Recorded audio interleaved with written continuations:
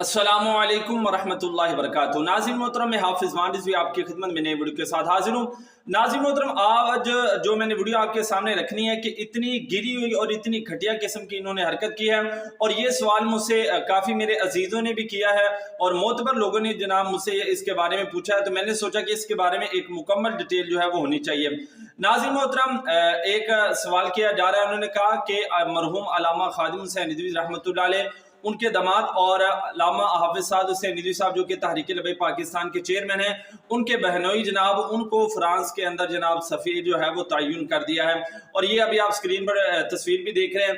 नाज़रीन मोहतरम, मैं आपको सारी डिटेल के साथ बताता हूँ। ये जो बंदा है ये पाकिस्तान का सफ़ीर है जो कि फ्रांस के अंदर जो है वो तयन किया गया है। नाज़रीन मोहतरम, बात करने का मकसद ये है कि ये जनाब बगैरत किस्म के जो दूसरे लोग हैं PTI वाले, उनकी जनाब ये बगैरती है और उन्होंने तंजिया तौर पर जनाब ये बात की गई है।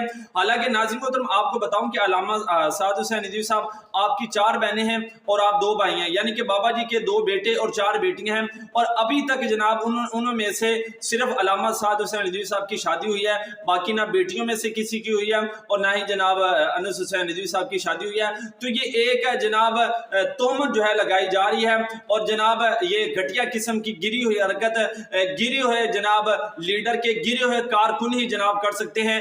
जो हलाली खून है वो कभी भी इस तरह की हरकत जो है वो नहीं कर सकता।